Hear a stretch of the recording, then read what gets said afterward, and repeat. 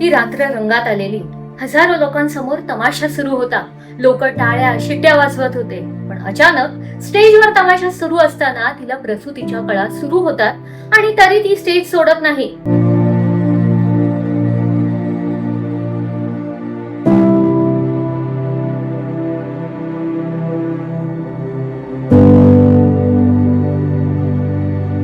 काही वेळानं ती पडद्यामागे जाते, एका तंबूत जाऊन लेकीला जन्म देते आणि दगडानं स्वतःच्या बाळाची नाळ तोडते, कपडे बदलते आणि लगेच काही मिनिटात पुन्हा स्टेजवर येऊन नाचायला सुरुवात करते.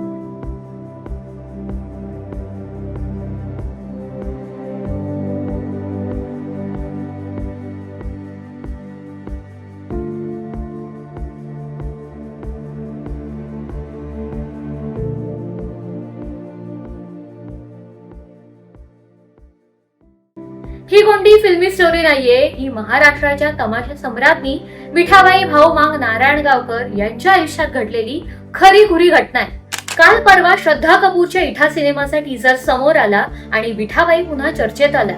या मूव्हीमुळे विठाबाई नक्की कोण होत्या याची सर्वांना पुन्हा एकदा ओळख होणार आहे. पण विठाबाईंची स्टोरी फक्त त्या एका प्रसंगापुरतं मर्यादित नाहीये. तीच आज मी तुम्हाला सांगणार आहे. नमस्कार, मी केतकी आणि तुम्ही बघताय केतकी रिपोर्ट्स. दिवस होता 1 जुलै 1935. आषाढी एकादशीसाठी लाखो वारकरी या पवित्र ठिकाणी येतात. त्या पंढरपुरातल्या एका कलावंत कुटुंबात एका मुलीचा जन्म झाला. तिचं नाव ठेवलं विठाबाई. त्यावेळी कुणालाच कल्पना नव्हती की हीच ती मुलगी असेल जी एक दिवस महाराष्ट्राच्या लोककलेचं सर्वात मोठं नाव बनेल. विठाबाईंचं आडनाव नारायणगावकर असलं तरी त्यांचा जन्म पंढरपुरातला.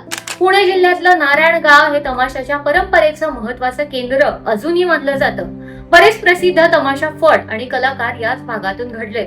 म्हणूनच नारायणगावला तमाशाची पंढरी असं सुद्धा म्हटलं जातं. आज आपण फिल्म्स, OTT, मोबाईलच्या युगात जगतो.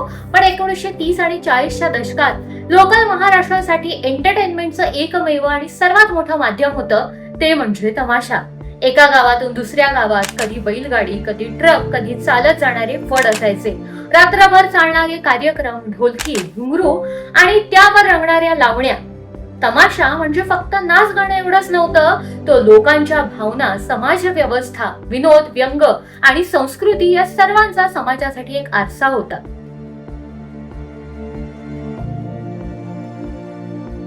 विठाबाईंच्या आयुष्यात कला ही शिकायची गोष्ट नव्हती, ती त्यांच्यासाठी श्वासासारखी होती. त्यांचे वडील भाऊ बापू नारायणगावकर हे तेव्हा प्रसिद्ध तमाशा कलाकार होते. त्यांचे काका आणि बाकीचे नातेवाईक पण त्या क्षेत्रात होते आणि त्यांच्या आजोबांनीच या कुटुंबाचा तमाशा फड सुरू केलेला. हा फड पुढे भाऊ बापू मांग नारायणगावकर तमाशा मंडळ म्हणून प्रसिद्ध झाला. घरात सकाळपासून रात्रीपर्यंत गाणी, लावण्या, गवळणी, भेदिक, संवाद, तालमी हे सगळं सुरू असायचं. म्हणून विठाबाईंची पहिली शाळा म्हणजे रंगमंच हाच होता. इतर मुलं भावल्यांशी खेळायची तर विठाबाई मात्र ढोलकीच्या तालावर वाढत होत्या. घरात रोज सराव सुरू असायचा. लावणीचे बोल, हावभाव, ताल यांचं निरीक्षण त्या न कळत करायच्या. असं सुद्धा म्हणतात की त्या रंगमंचावर उभ्या राहण्याच्या आधीच कलाकार बनल्या होत्या. लावणी हा तमाशाचाच एक भाग आहे, पण पूर्ण तमाशा नाही. आणि याच कलेत विठाबाईंनी पूर्ण आयुष्य घालवलं. आज जे कलाकार असतात त्यांना समाजात सन्मान मिळतो, पण त्या काळात तमाशा करणाऱ्या महिला म्हणजे समाज त्यांना वेगळ्या नजरेने बघायचा. त्यांना कमी लेखलं जायचं, त्यांच्या चरित्र्यावर प्रश्न उपस्थित केले जायचे. हे सर्व असून सुद्धा विठाबाईंच्या कुटुंबानं कला काही सोडली नाही, कारण त्यांच्यासाठी तमाशा म्हणजे फक्त व्यवसाय नव्हता, तर तो त्यांचा वारसा होता. असं म्हणतात विठाबाई पहिल्यांदा स्टेजवर उभ्या राहिल्या तेव्हा त्या अगदी लहान होत्या. कुठलीच प्रॅक्टिस नसताना त्या स्टेजवर आल्या आणि मग काय त्यांची स्टाईल, बॉडी लँग्वेज, ताल आणि आवाज यांनी प्रेक्षकांना भुरळ घातली. त्यांच्या चेहऱ्यावरचे एक्सप्रेशन्स आणि कॉन्फिडन्स बघून अनेक सिनियर कलाकार शॉक झाले. आज आपण त्यांना तमाशा सम्राज्ञी असं म्हणून ओळखतो, पण तेव्हा या टायटल मागे दारिद्र्य होतं. गावोगावीचा प्रवास होता. उन्हात, पावसात, चिखलात कार्यक्रम होत होते. रात्रभर रंगमंचावर उभं राहणं होतं आणि प्रत्येक दिवशी स्वतःला सिद्ध करण्याची धडपड असायची. त्या काळात अनेक लावणी कलाकार त्यांच्या ब्युटीवर भर द्यायचे, पण विठाबाईंची ताकद काही वेगळीच होती. त्यांच्याकडे फक्त लावणी नव्हती तर अभिनय होता, सुंदर आवाज होता आणि प्रेक्षकांसोबत डायरेक्ट बोलण्याची, कम्युनिकेट करण्याची कला होती. एखादा डायलॉग बोलताना त्या डोळ्यांनीच इतका प्रभाव निर्माण करायच्या की संपूर्ण मैदान टाळ्यांनी दणाणून जायचं. आज सुद्धा मनोरंजन क्षेत्रात महिलांना अनेक चॅलेंजेस फेस करावे लागतात. मग 1940 आणि 1950च्या दशकात परिस्थिती किती कठीण असेल तुम्हीच विचार करा. तमाशाचे मालक, वादक, व्यवस्थापक बहुतेक निर्णय पुरुषच द्यायचे.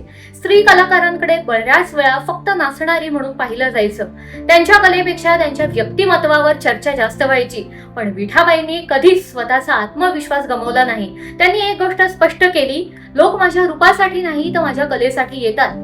हीच त्यांची सर्वात मोठी ताकद ठरली. फडातील ज्येष्ठ कलाकार सांगायचे, विठाबाई कार्यक्रमाच्या बाबतीत एकदम स्ट्रिक्ट होत्या. सराव वेळेवर, वेशभूषा नीट, मेकअप तयार आणि स्टेजवर गेल्यावर पूर्ण ताकदीनं सादरीकरण. त्यांच्यासाठी प्रेक्षक म्हणजे देव असायचे. एकही कार्यक्रम हलक्यात घेणं त्यांना मान्य नव्हतं. त्यांच्या कार्यक्रमाला हजारो लोक यायचे. ही जादू फक्त लावणीत नव्हती तर त्यांच्या अभिनयामुळे होती. त्या प्रेक्षकांना फक्त एंटरटेनमेंटच नाही करायच्या तर त्यांना कथेत घेऊन जायच्या. नंतर हळूहळू महाराष्ट्रभर एक नाव पसरलं. त्या फडात एक मुलगी आहे, तिचा कार्यक्रम एकदा तरी बघाच. लोक मैलोन मैल चालत जायचे. जत्रा असो, यात्रा असो किंवा मोठा एखादा उत्सव असो, विठाबाईंचा फड म्हणजे गर्दी हमखास. त्यांच्या नावावर तिकीट विकली जाऊ लागली. पण यशासोबत संकट सुद्धा आलंच. पॉप्युलॅरिटी वाढली, कार्यक्रम वाढले, पैसा यायला लागला. पण त्याच्यासोबत स्ट्रेस, कॉम्पिटिशन, जेलसी आणि सतत स्वतःला सिद्ध करण्याचं दडपण वाढलं. याच काळात त्यांच्या आयुष्यात एक असा प्रसंग घडला जो आज सुद्धा महाराष्ट्रातल्या लोककलेच्या इतिहासात सुवर्ण अक्षरांनी लिहिला जातो. 9 महिन्यांची गर्भवती असताना, हजारो प्रेक्षकांसमोर कार्यक्रम सुरू असताना अचानक चालू झालेल्या लेबर पेन्स, बॅक स्टेजला झालेला बाळाचा जन्म आणि काही वेळात पुन्हा रंगमंचावर परतलेली विठाबाई. लोक तमाशा पाहायला यायचे, पण जाताना त्यांच्या तोंडात एकच नाव बसायचं, ते होतं विठाबाईंचं. विठाबाईंच्या लावण्या फक्त डान्स नव्हत्या, त्यात अभिनय, आवाज, मनातल्या भावना जिवंत करायच्या. त्यांची प्रत्येक अदा, प्रत्येक नजर आणि प्रत्येक संवाद प्रेक्षकांना खिळवून ठेवायचा. ते स्टेजवर आल्या की संपूर्ण मैदान शांत व्हायचं आणि कार्यक्रम संपेपर्यंत कोणालाही उठून जावंसं नाही वाटायचं. विठाबाईंची सर्वात मोठी ताकद म्हणजे त्या प्रेक्षकांशी थेट जोडल्या जायच्या. त्या नाचत नव्हत्या तर त्या कथा जगत होत्या. त्या स्टेजवर जितक्या धाडसी होत्या तितक्याच साध्या त्या पडद्यामागे असायच्या. त्यांचे सहकलाकार सांगायचे, विठाबाई वेळेच्या खूप पक्क्या होत्या. सराव चुकवणं, उशिरा येणं किंवा प्रेक्षकांचा अपमान करणं त्यांना अजिबात मान्य नव्हतं. त्यांचा कलाकारांमध्ये सुद्धा खूप दरारा होता. पण हा दरारा भीतीचा नव्हता तर त्यांच्या कलेचा आणि शिस्तीचा होता. खूप कमी लोकांना माहितीये की कार्यक्रम संपल्यानंतर त्या स्वतः वेशभूषा, दागिने आणि फडातल्या इतर कामांकडे सुद्धा लक्ष द्यायच्या. त्यांच्यासाठी तमाशा हा फक्त व्यवसाय नव्हता तर तोच त्यांचा संसार होता. एकेकाळी ज्या विठाबाईंच्या नावावर हजारो लोक तिकीट काढायचे, त्याच विठाबाईंना आयुष्याच्या शेवटच्या काळात आर्थिक संकटाला तोंड द्यायला लागलं.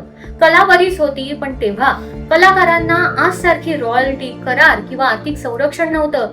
त्यामुळे नंतर वय वाढलं, कार्यक्रम कमी झाले, पैसा कमी झाला आणि उपचारांसाठी त्यांना संघर्ष करावा लागला. 2002 मध्ये विठाबाईंचं निधन झालं आणि महाराष्ट्रानं एका युगाचा अंत पाहिला. राजकीय नेत्यांपासून ते कलाकारांपर्यंत अनेकांनी त्यांना श्रद्धांजली वाहिली. तमाशा क्षेत्रासाठी तो काळ अत्यंत दुःखद होता. त्यांच्या जाण्यानंतर त्यांच्या कुटुंबानं आणि पुढच्या पिढीनं त्यांचा कला वारसा जपण्याचा प्रयत्न केला.